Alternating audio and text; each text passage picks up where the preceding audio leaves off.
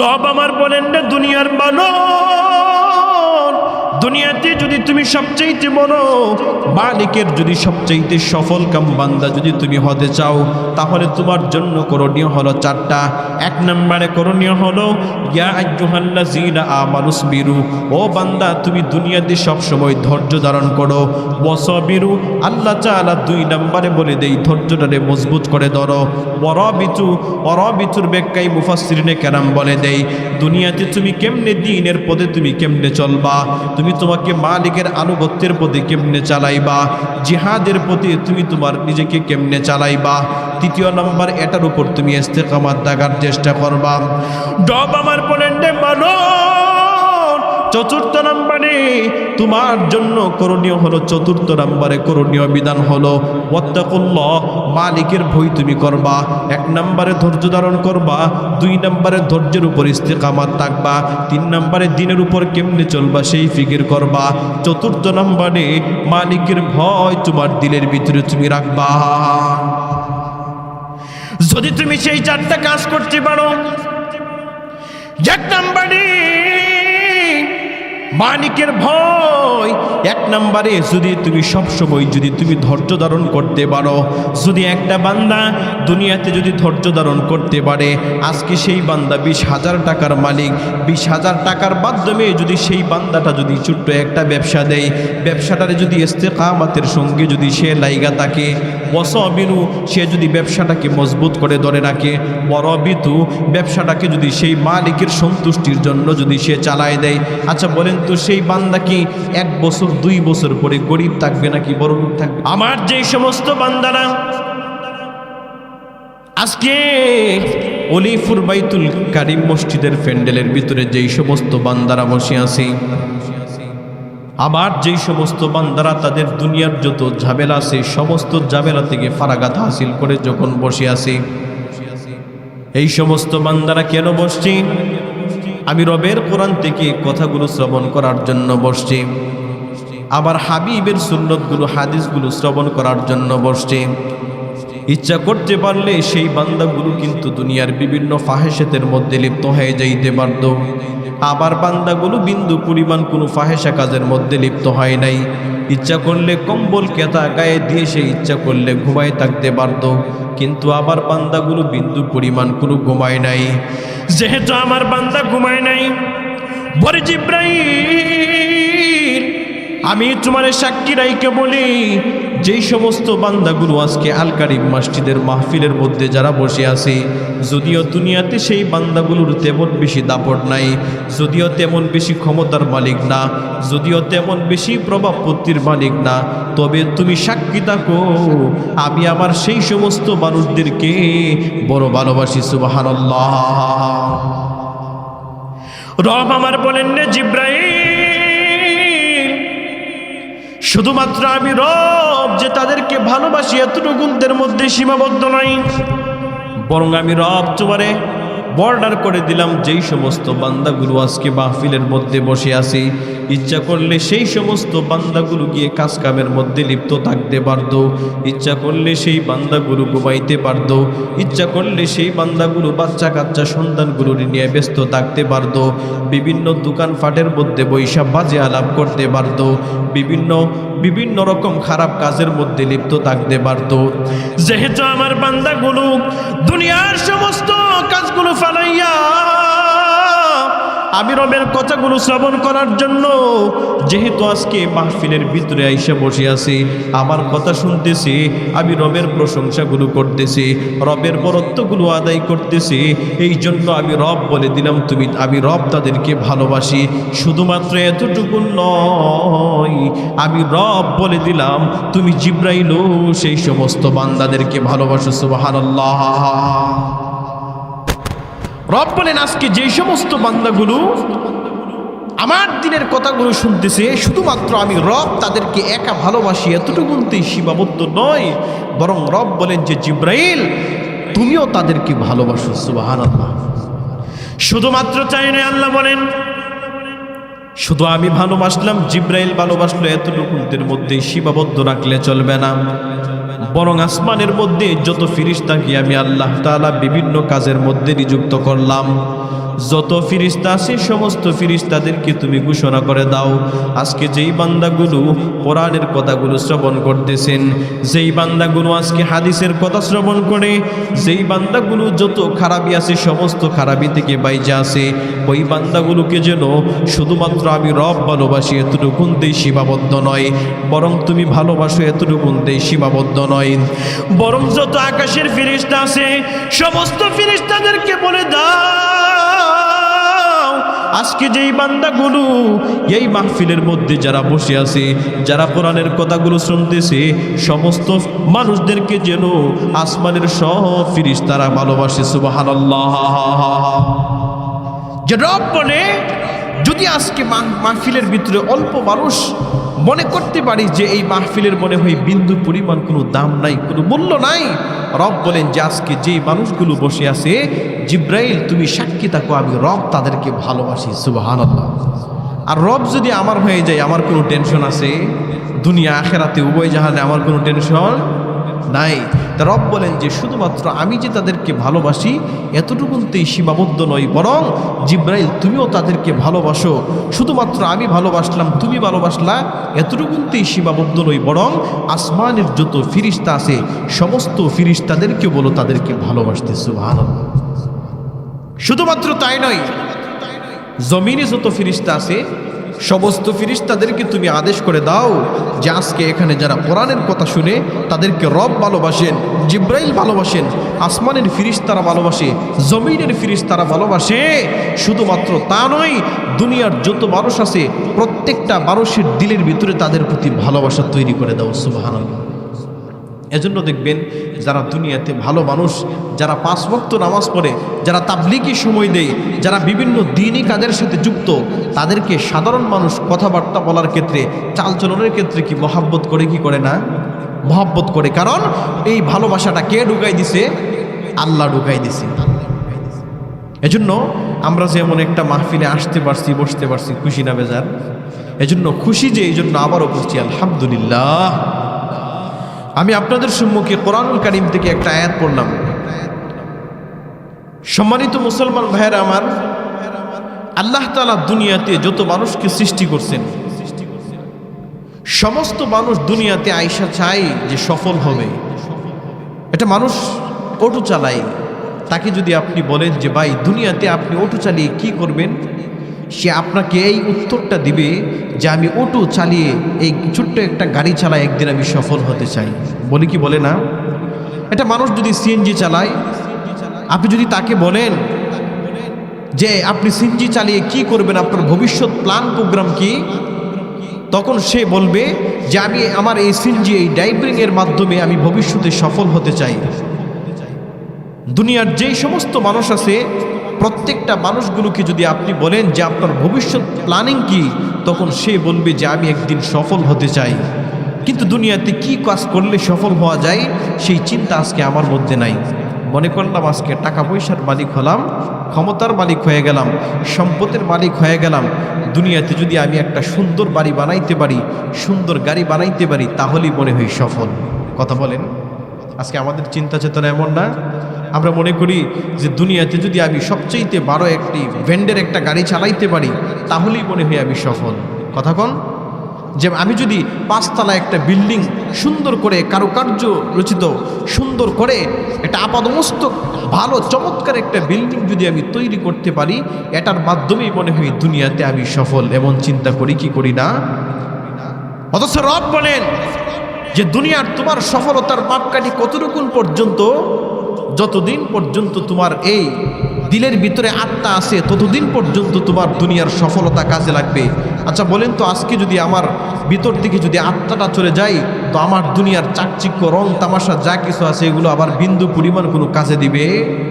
বিন্দু পরিমাণ কোনো কাজে আসবে না। এজন্য আজকে আমরা মনে করি যে টাকা পয়সার মালিক হতে পারলাম, সফল হয়ে গেলাম, দুনিয়ার যে ক্ষমতার মালিক হয়ে গেলাম, সফল হয়ে গেলাম।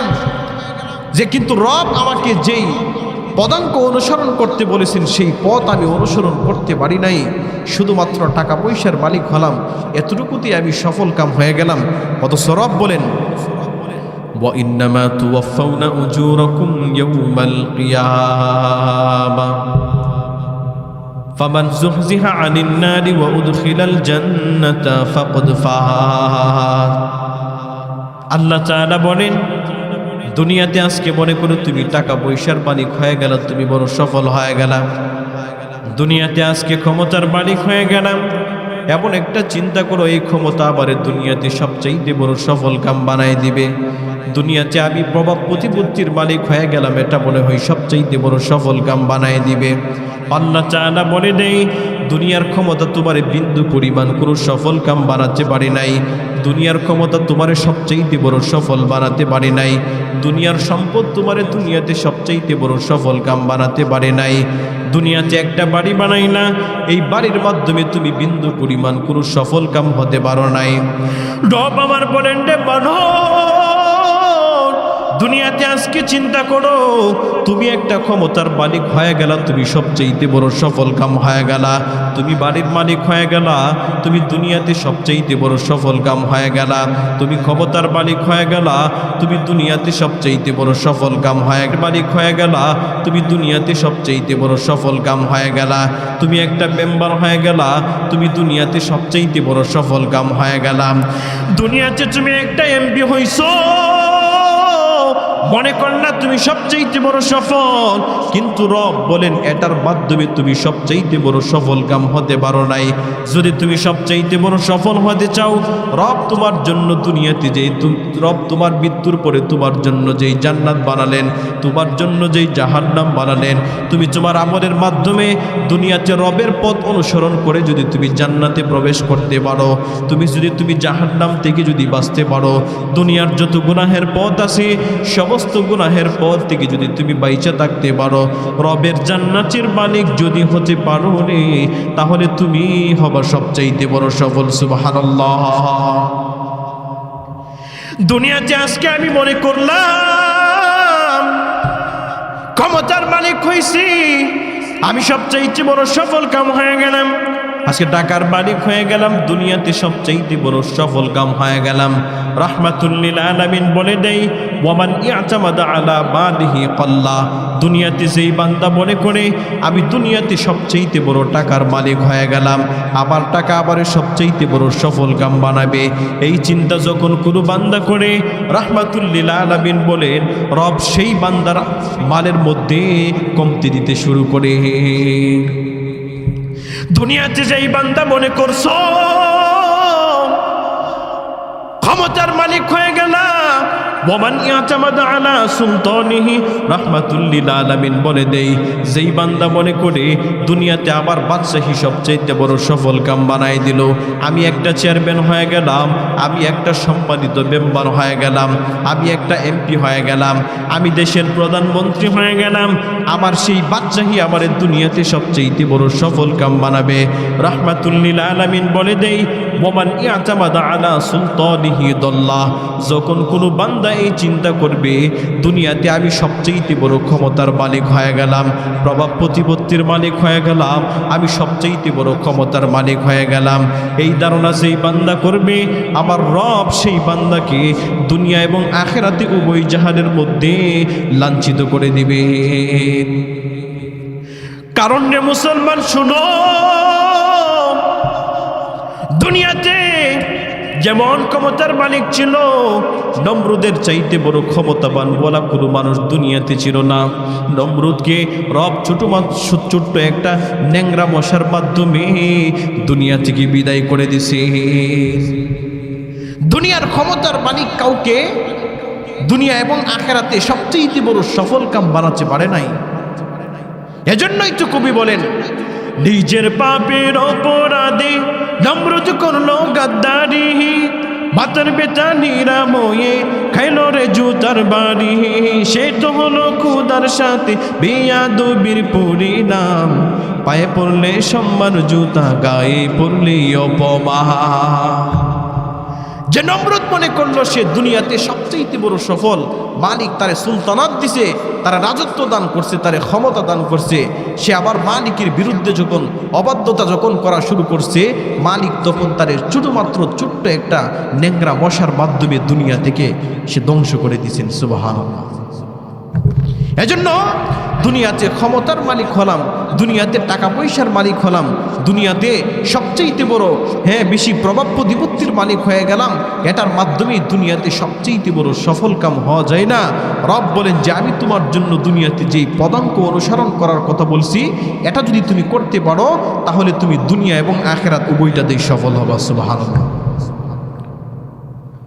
রব বলেন ইয়া আইয়ুহাল্লাযীনা আমানু ইসবিরু ওয়াসাবিরু ওয়ারাবিতু ওয়াত্তাকুল্লাহ।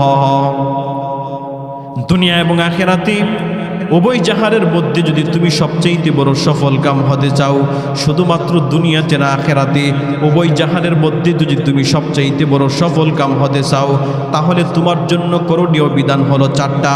এক নম্বরে আল্লাহ তাআলা বলে দেয় ইয়া আইয়ুহাল্লাযীনা আমানু ইসবিরু ওয়ারাবিতু ওয়াসাবিরু ওয়ারাবিতু ওয়াত্তাকুল্লাহ।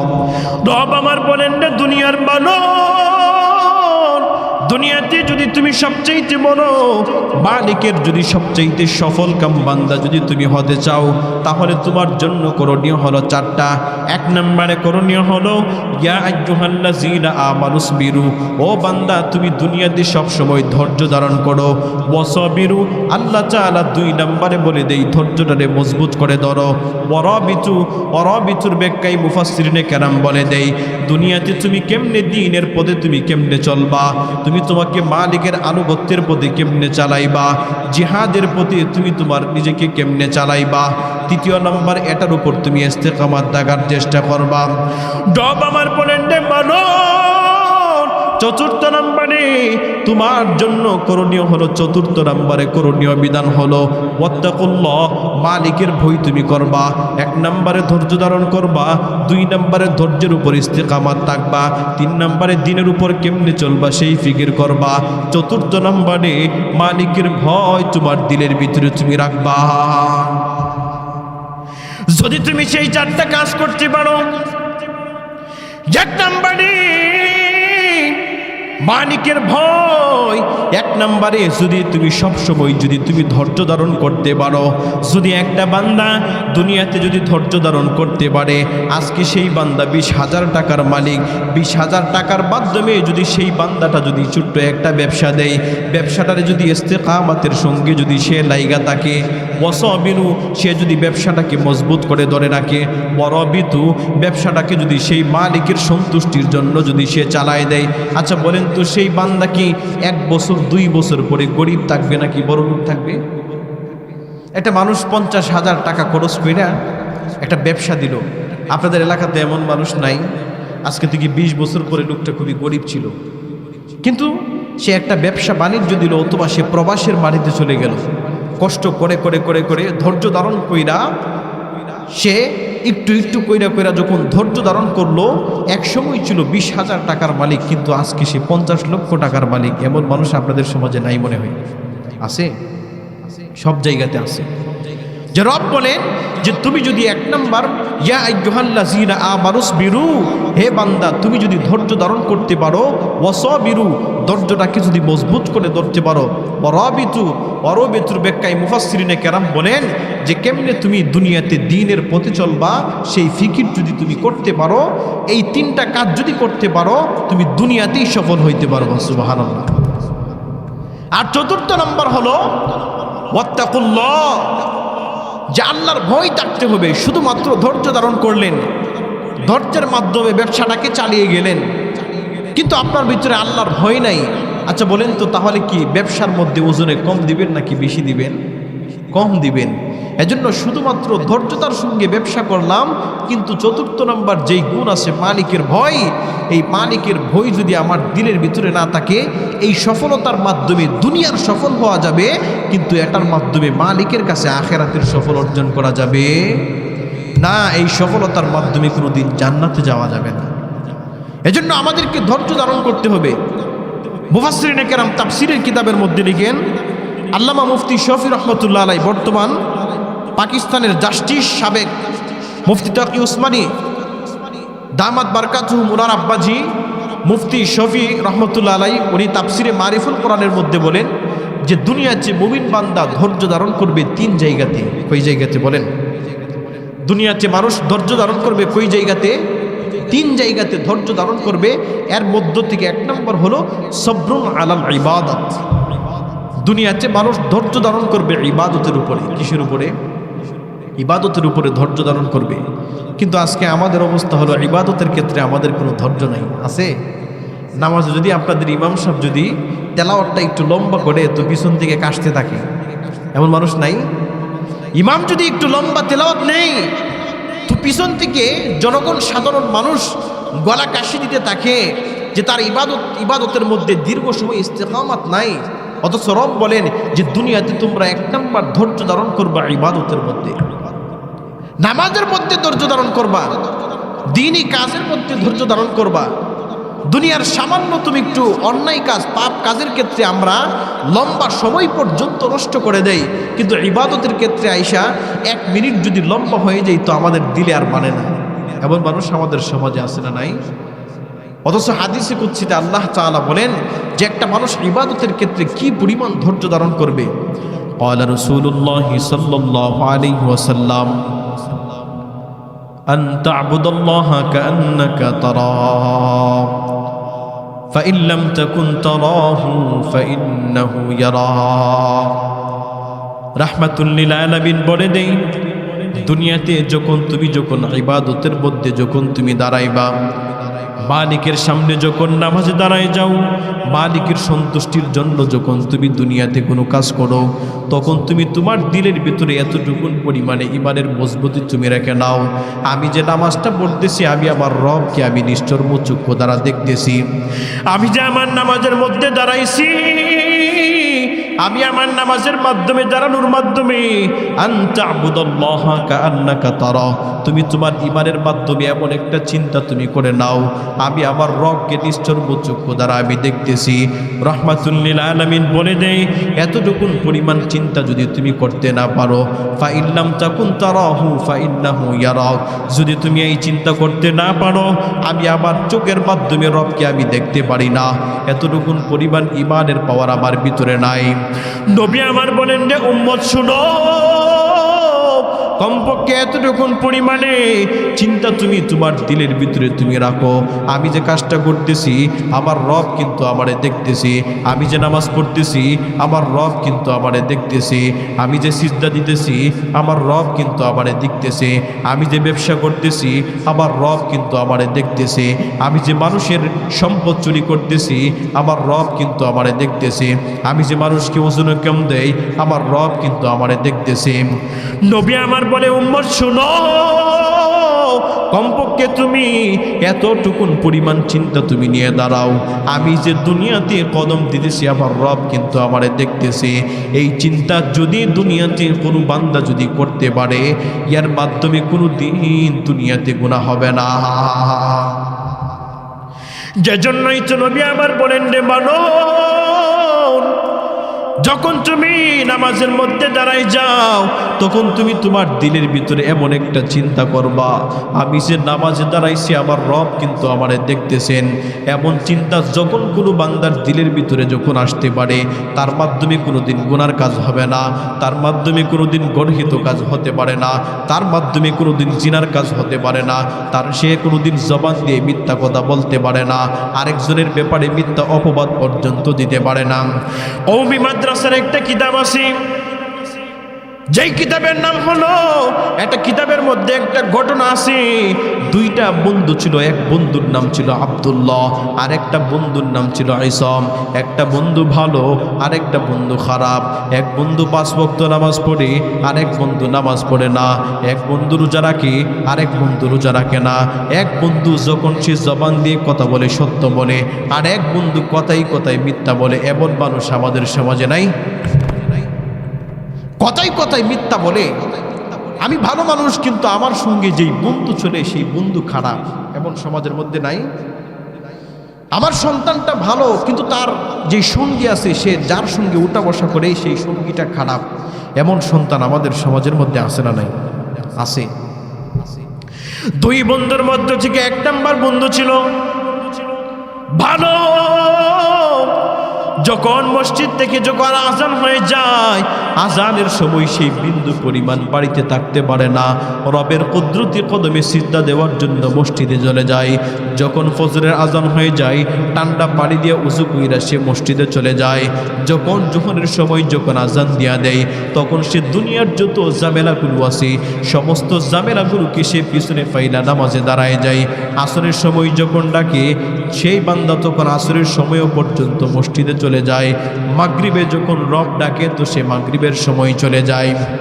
যে একটা বন্ধু ছিল ভালো, আরেকটা বন্ধু ছিল খারাপ। খারাপ বন্ধু তার ভালো বন্ধুটারে একদিন বলে, রে বন্ধু, হে বন্ধু, দুইজন তো একসাথেই চলি, একসাথেই তো উঠি আর বসি, একসাথেই তো খাবার খাই, একসাথেই তো আমি তুই বাজারে যাই, একসাথেই তুই বাড়িতে আসি, একসাথেই তো দুইজন বন্ধু আমরা ঘুমাই, কিন্তু তুমি কেমনে এত ভালো, আমি কেন এত খারাপ? তুমি দুনিয়াতে কেমনে এত ভালো হইলা?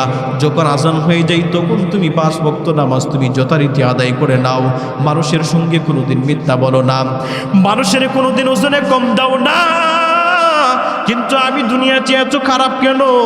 তুমি যখন ইবাদত করো তো কেমনে তুমি ইবাদত করো?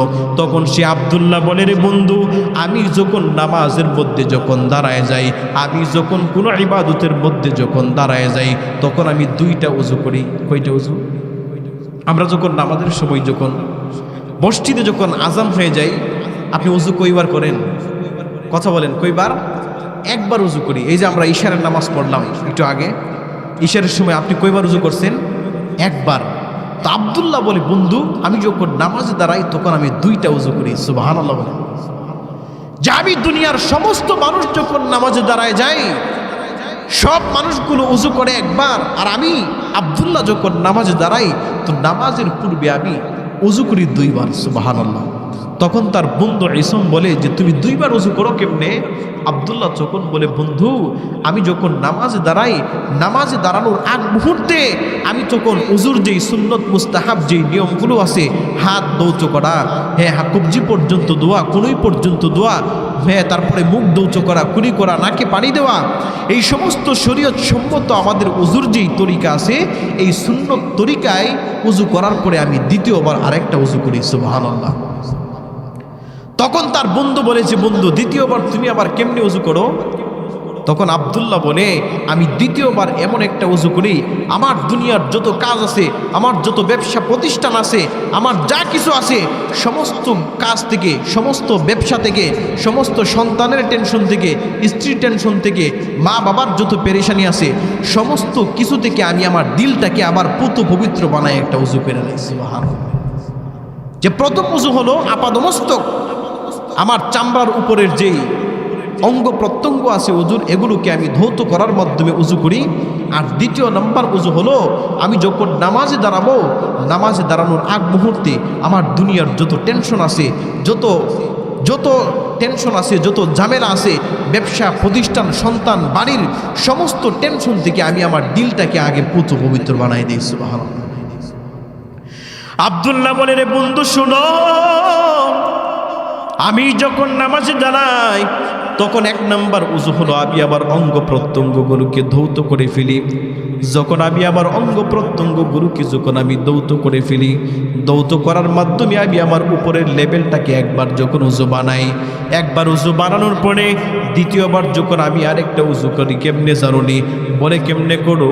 বলে, আমার দুনিয়ার যত টেনশন আছে সমস্ত টেনশন থেকে আমি আমার দিলকে পবিত্র বানায় দেই, আমি আমার সন্তানের টেনশন থেকে দিলটাকে বড় পবিত্র বানায় দেই, আমার দুনিয়ার যত ব্যবসার টেনশন আছে, দুনিয়ার যত ঝামেলা আছে, সমস্ত ঝামেলা থেকে আমি আমার দিলটাকে পুত পবিত্র বানায় যখন নামাজে দাঁড়াই। শুধুমাত্র তা নয়, আমি যখন নামাজের মধ্যে যখন দাঁড়ায় যাই তখন আমি বনে বনে এমন একটা চিন্তা করি, আমার ডানে আছে জান্নাত, আমার বামে আছে জাহান্নাম।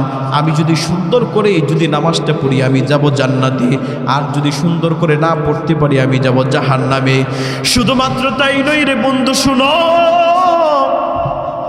শুধুমাত্র তাই নয়, আমি দিলের ভিতরে এমন একটা টেনশন করি, আমি আমার রবের সামনে দাঁড়িয়ে আছি, আমি যখন সিজদা করি তখন আমি মনে মনে চিন্তা করি রব আমার সামনে আছেন।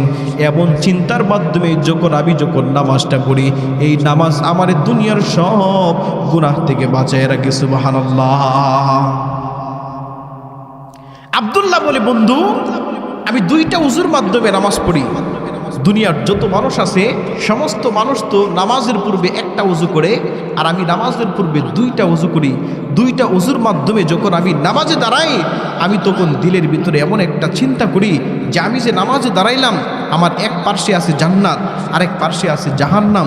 যদি আমি সুন্দর করে নামাজটা পড়তে পারি যাব আমি জান্নাতে, আর যদি সুন্দর করে নামাজটা না পড়তে পারি যাব আমি জাহান্নামে। সুবহানাল্লাহ। তাদের ছিল ইবাদতের ক্ষেত্রে কি পরিমাণ ইস্তেকামাত, ইবাদতের ক্ষেত্রে তাদের কি পরিমাণ ধৈর্য ছিল। কিন্তু আজকে ইবাদতের ক্ষেত্রে আমার আপনার ধৈর্য নাই। নামাজে দাঁড়াইলাম, গড়র গড়র করে নামাজটা শেষ করলাম। কথা বলেন, যদি ইমাম সাহেব যদি হালকা একটু তেলাওয়াতটা যদি লম্বা করে ফেলে, তো পিছন থেকে আমরা ইমাম সাহেবকে গলা কাশির মাধ্যমে সিগন্যাল দেই যে হুজুর নামাজটা তাড়াতাড়ি শেষ করে নেন। এমন মানুষ সমাজের মধ্যে নাই? আছে? আছে। তাইলে এক নম্বর আমাদের জন্য করণীয় হলো সবরুন আলাল ইবাদাত। যে দুনিয়াতে মানুষ কই কাজের ক্ষেত্রে ধৈর্য ধারণ করবে? 3 কাজের ক্ষেত্রে। এর মধ্য থেকে এক নম্বর হলো সবরুন আলাল ইবাদত। দুনিয়াতে মানুষ ধৈর্য ধারণ করবে ইবাদতের ক্ষেত্রে। সুবহানাল্লাহ। রাসূল কারীম সাল্লাল্লাহু আলাইহি ওয়াসাল্লামের এক সাহাবী হযরত উরওয়া ইবনে জুবাইর রাদিয়াল্লাহু তাআলা আনহু, আপনারা সুবহানাল্লাহ বলার জন্য একটু রেডি থাকবেন যে রাসূল কারীম সাল্লাল্লাহু আলাইহি ওয়াসাল্লামের সাহাবী উরওয়া ইবনে জুবাইর রাদিয়াল্লাহু তাআলা আনহু তিনি কি পরিমাণ ইবাদতের ক্ষেত্রে ধৈর্য ধারণ করতেন। হাদিসের মধ্যে আসছে তিনি যখন নামাজে দাঁড়াইতেন প্রতি রাকাতের মধ্যে তিনি 7.5 পারা তিলাওয়াত করতেন। সুবহানাল্লাহ। প্রথম রাকাতের মধ্যে পড়তেন 7.5 পারা, আবার আরেক রাকাতের মধ্যে তিনি পড়তেন 7.5 পারা। 7.5 পারা আর 7.5 পারা কত পারা হলো? 15 পারা। আবার যখন নামাজে দাঁড়াইতেন, আবার নামাজে দাঁড়ানোর মাধ্যমে তিনি পড়তেন 7.5 পারা। আবার যখন দাঁড়াইতেন তখন পড়তেন 7.5 পারা। আচ্ছা বলেন তো 15 পারা আর 15 পারা কত পারা হলো? 30 পারা। নবীজি বলেন যে হাদিসের মধ্যে আসছে উরওয়া ইবনে জুবাইর প্রতি 4 রাকাতের মাধ্যমে তিনি এক কোরআন খতম করতেন। সুবহানাল্লাহ। শুধুমাত্র তাই নয়, হাদিসের মধ্যে আসছে যে উরওয়া ইবনে জুবাইর এত লম্বা সময় যে তিনি দাঁড়িয়ে দাঁড়িয়ে ইবাদত করতেন, হাত্তা তারিমা কদামাহু, অনেক সময় তার পাটা পর্যন্ত ফুইলা যাইত। যখন তার পা যখন ফুইলা যাইত, দীর্ঘ সময় লম্বা সময় দাঁড়িয়ে থাকার কারণে, একদিন যখন তিনি তার সেই ফুলা অসুস্থ পা নিয়ে যখন তিনি মদিনা থেকে দিমাশক যখন তিনি সফর করলেন, সফর করার পরে ওনার পায়ের মধ্যে তখন ইনফেকশন হয়ে গেল। যখন ওনার পায়ের মধ্যে যখন ইনফেকশন হয়ে গেল,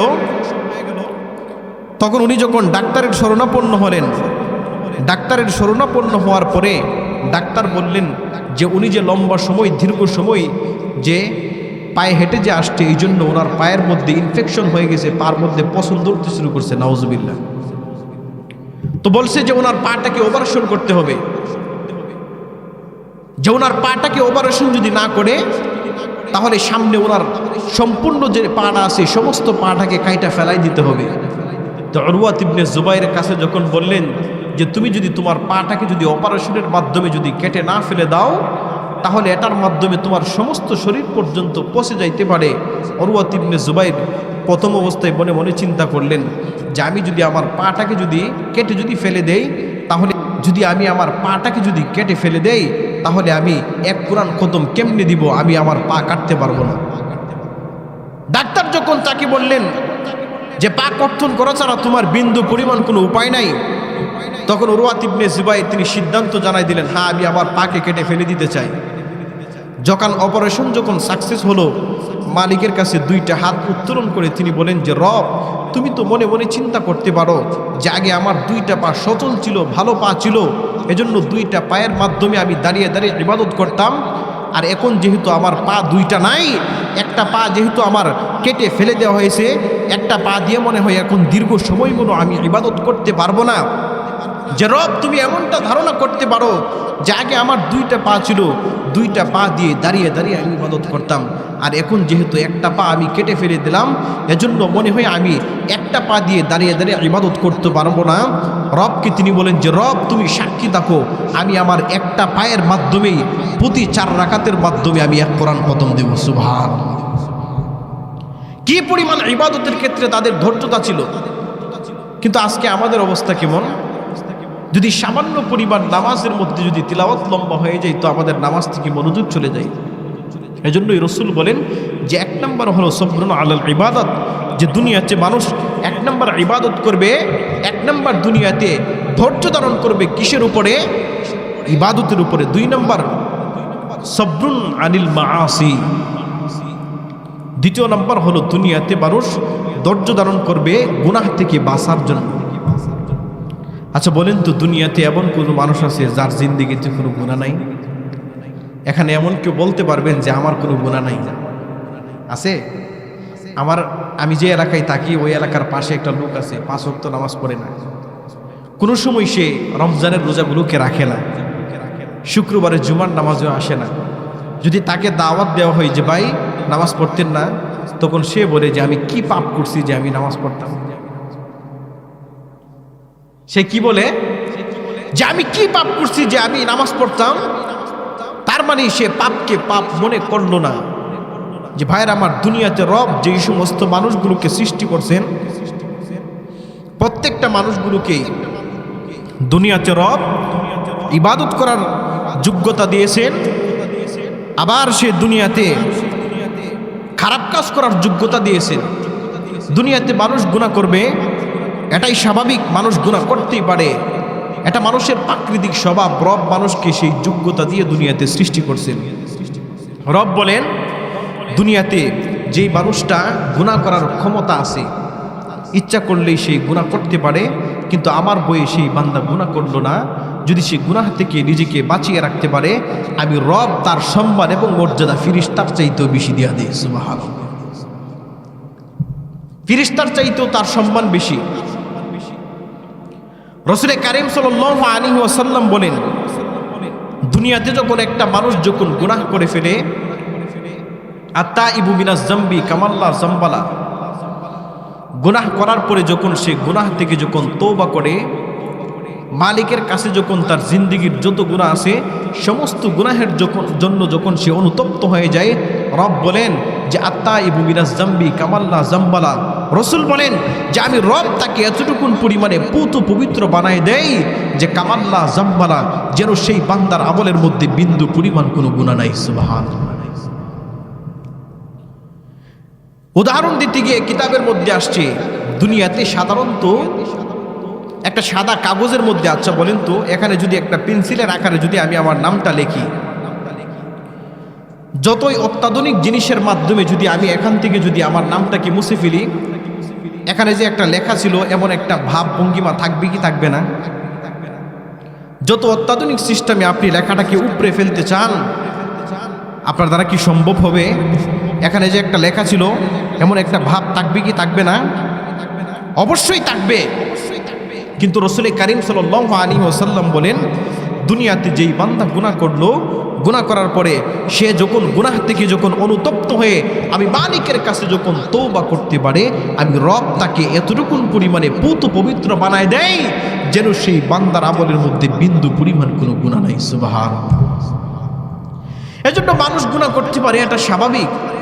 রাসূল কারীম সাল্লাল্লাহু আলাইহি ওয়াসাল্লাম বলেন কুল্লু বানি আদম খাত্তাউন ওয়া খায়রুল খাত্তাইন আত-তাওয়াবুন।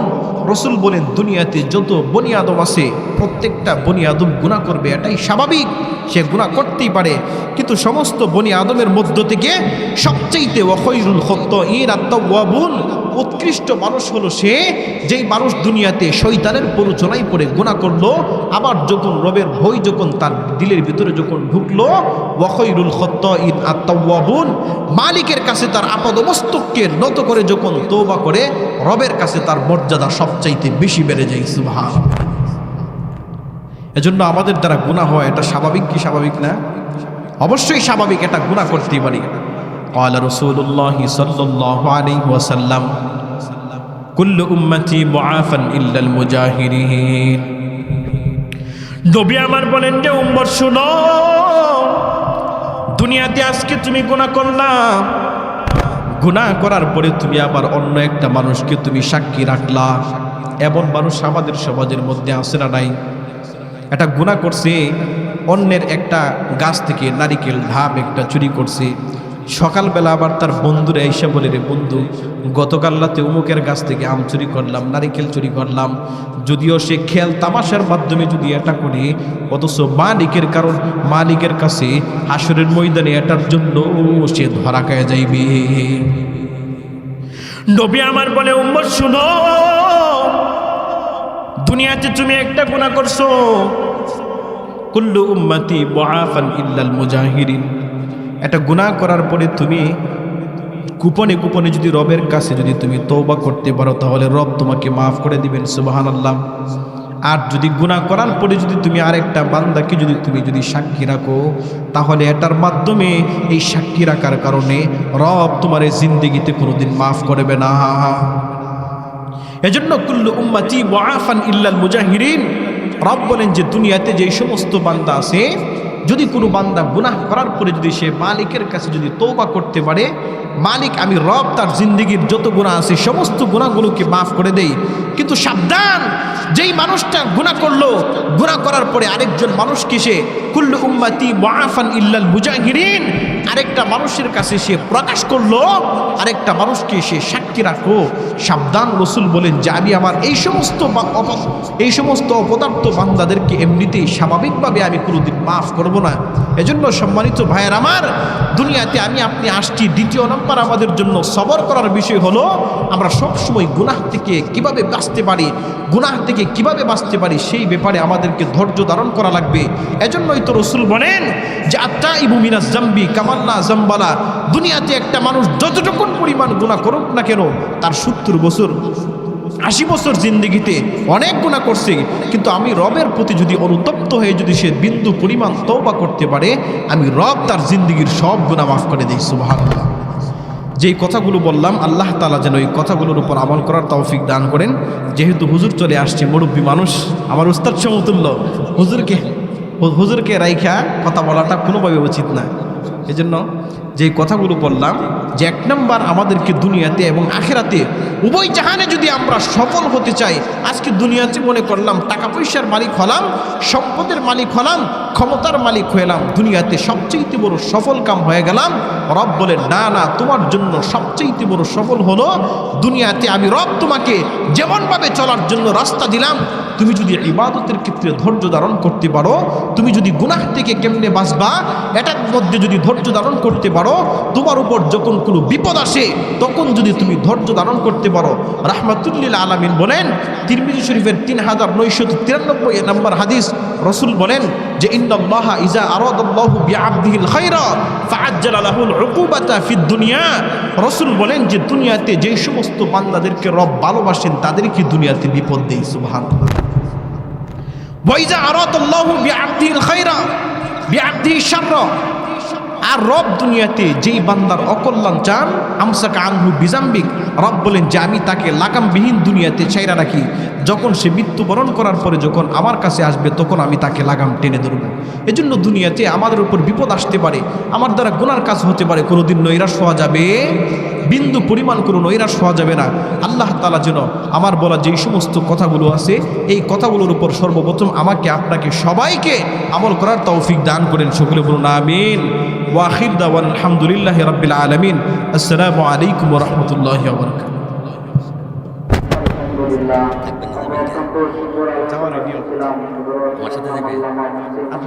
লোক আছে না আপনার সাথে?